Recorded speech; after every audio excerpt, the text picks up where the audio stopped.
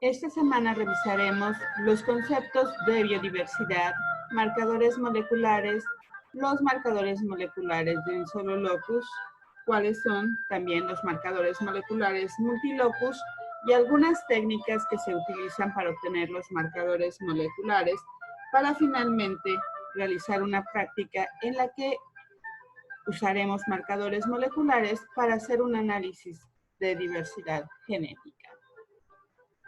La biodiversidad se ha descrito de múltiples formas. En el Convenio sobre la Diversidad Biológica en Nagoya, Japón, en el 2010, se considera que la biodiversidad comprende la amplia variedad de seres vivos, así como los patrones naturales que la conforman. Y ese es el resultado del proceso evolutivo, que es un proceso natural y que también tiene influencia antrópica. La biodiversidad comprende desde la variedad de ecosistemas en los que los organismos se encuentran, las diferencias genéticas que hay dentro de cada especie y que nos dan la combinación de múltiples formas de vida. Pero todas estas tienen que ver con interacciones que se dan entre los diferentes organismos, entre ellos y su ambiente, e inclusive entre los genes que están dentro de ellos. El estudio de la biodiversidad es importante porque comprende el sustento a la vida en el planeta.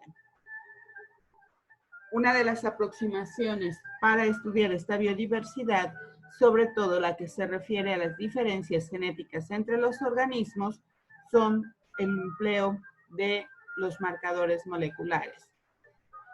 Cuando buscamos la definición de marcador, encontramos en la Real Academia Española en su diccionario que es un átomo o sustancia detectable que permiten identificar procesos físicos, químicos o biológicos.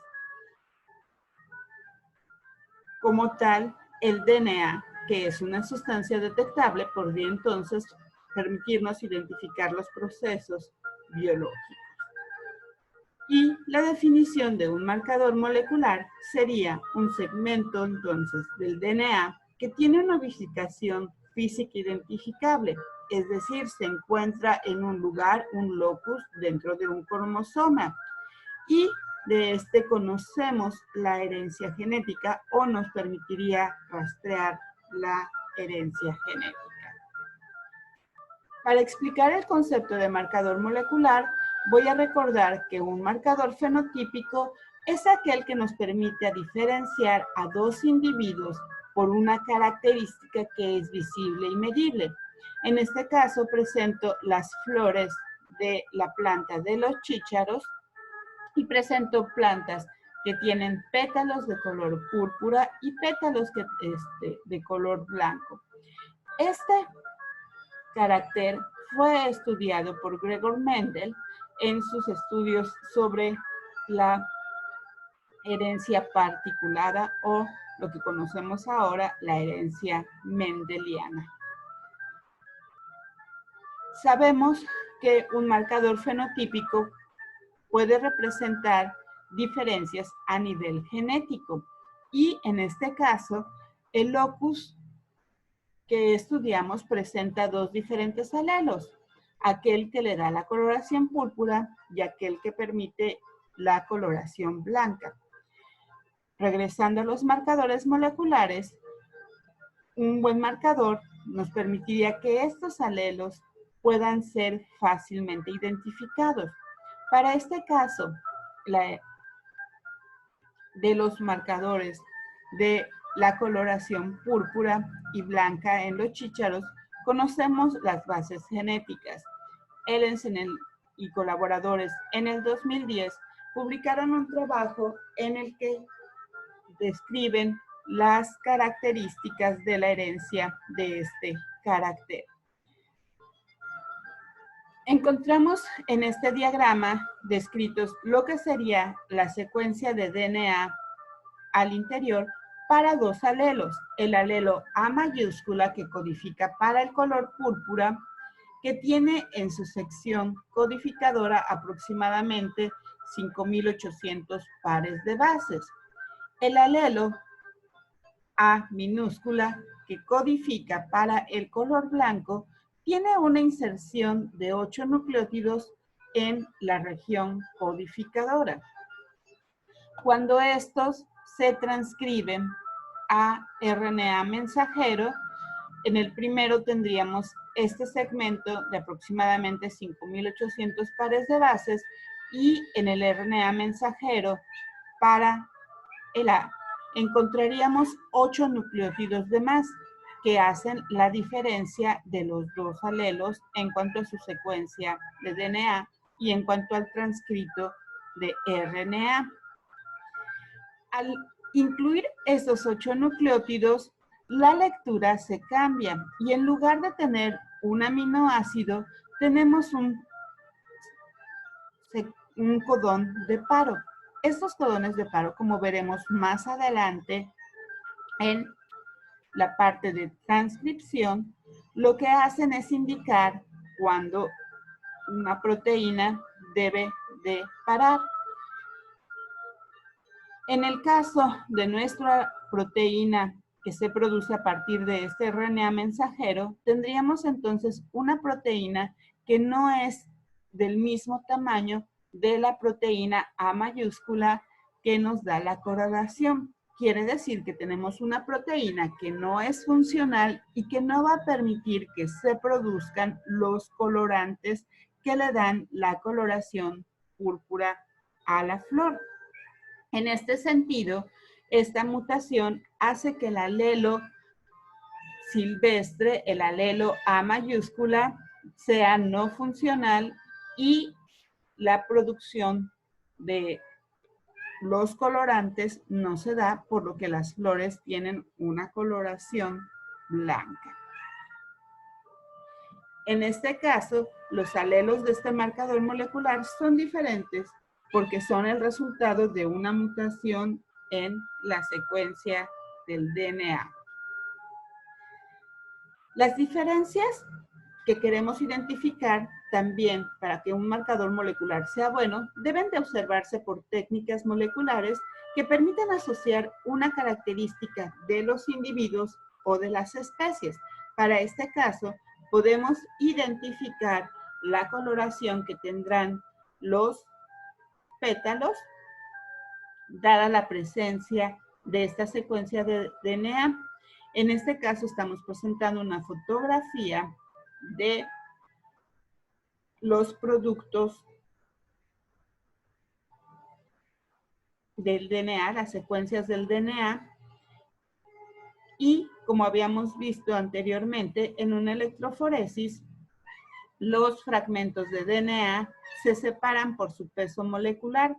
Tenemos que los alelos que tienen mayor peso molecular son aquellos que corresponden al alelo de color blanco. Esto se debe a que tienen insertadas 8 nucleótidos y los alelos de menor peso molecular que vemos en la parte más baja son los que están asociados con la coloración de pétalos púrpura, que podemos ver tanto en las fotografías como en las barras de frecuencia.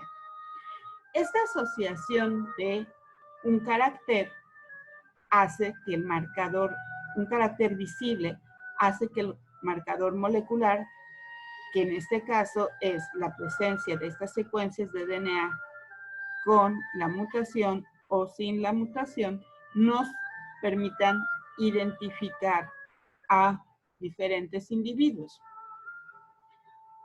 Aunque parece obvio que nosotros conozcamos la identidad de las plantas como formadoras de pétalos púrpura o pétalos blancos cuando la planta está en floración, la utilidad de un marcador molecular viene cuando no podemos visualizar estas características.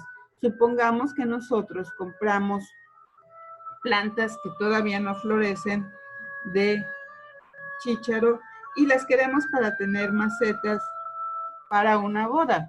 Lo que necesitaríamos serían flores blancas. Sin embargo, no estamos seguros de si estas plantas van a producir o no los pétalos. Lo que podemos hacer es analizar el DNA y, como ya conocemos la región en la que está codificada la proteína que producirá la coloración morada o blanca, tendríamos o podríamos identificar a estos individuos como aquellos que presenten una banda de secuencia de DNA de mayor peso molecular. Un marcador molecular, entonces, nos permitiría detectar diferencias y similitudes genéticas entre individuos de una misma especie o entre especies de un mismo género. Estos marcadores moleculares deben de ser secuencias o fragmentos de DNA representativos de una especie, género, familia y variables entre los individuos, especies o géneros. ¿A qué nos referimos? Para el caso que analizamos, las diferencias se daban entre individuos y se daban porque algunos tenían el alelo para codificar para pétalos púrpura y otros para pétalos blancos. Sin embargo, todas estas características son constantes para la especie. Quiere decir que todos deben de presentar ese locus que le permite la coloración a los pétalos. También hay dos características que un buen marcador molecular debe cumplir. Uno es que representen regiones amplias del genoma.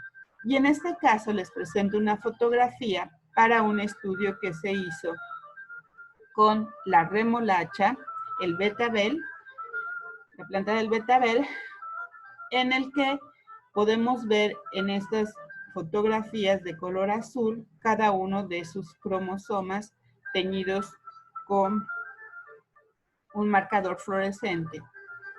Y en la siguiente región, la siguiente fotografía, podemos ver regiones que también están floreciendo en otros colores.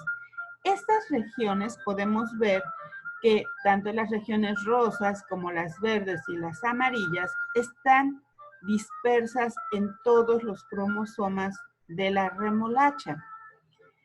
Estas regiones están marcadas con una sonda que se envía al DNA y que es complementaria. Más adelante veremos lo que son, cómo se realizan estas técnicas a las que conocemos como técnicas de fluorescencia in situ, con hibridación in situ, o por su acrónimo en inglés, Fluorescent in situ hybridization, FISH.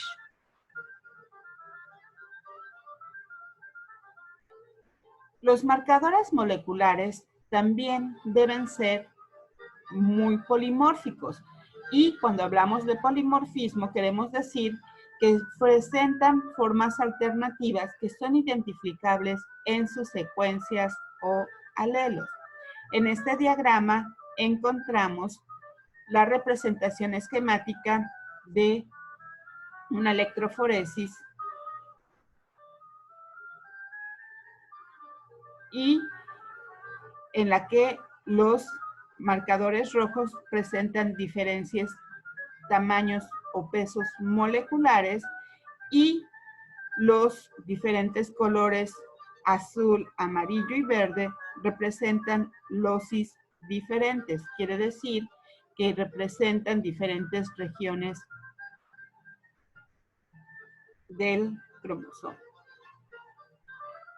Podemos ver que todos los loci son variables, presentan alelos que tienen diferentes pesos moleculares. Si nos concentramos en la región inferior para el marcador verde, podemos ver que este individuo presenta dos bandas que son una del mismo tamaño del peso molecular que tiene el segundo individuo y una que es de mayor peso molecular a las dos que presenta el segundo individuo. Y podríamos seguir viendo la presencia de las diferentes bandas en los organismos y vamos a ver una variabilidad para todos y cada uno.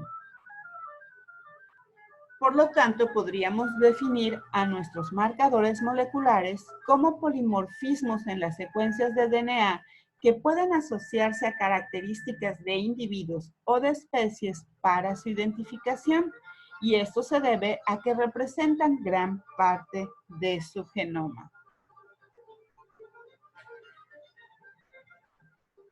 Cuando hablamos de marcadores moleculares que nos permiten identificar a los individuos, hablamos de un concepto que se conoce como las huellas digitales moleculares. Y estas huellas digitales moleculares son perfiles de marcadores moleculares que varían entre individuos de la misma especie. Y podemos ver en este diagrama que para los diferentes canales que tenemos aquí de la electroforesis, para las diferentes líneas de corrimiento, hay o existen bandas de diferentes tamaños para cada uno de los individuos. Esto sería lo que conocemos como un perfil de un marcador molecular. Para un marcador molecular, la diferencia que podemos ver entre ausencias y presencias de las bandas organizadas para un organismo. En nuestra práctica, nosotros analizaremos el perfil molecular de 9 individuos para tratar de ver si son similares o no. Los estudios de análisis de diversidad genética que están relacionados con las huellas moleculares nos permiten identificar individuos, variedades o cultivares de una misma especie. Nos permiten hacer análisis de paternidad o la evaluación de sistemas de apareamiento y o la caracterización genética de las poblaciones, es decir, cuánta diversidad podemos encontrar en una población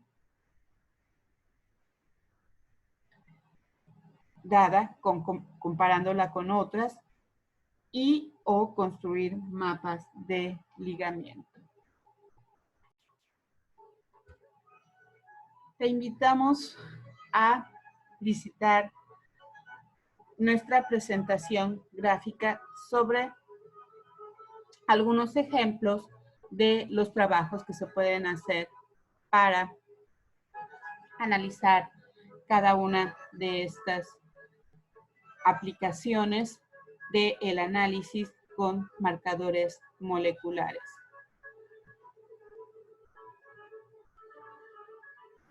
Asimismo,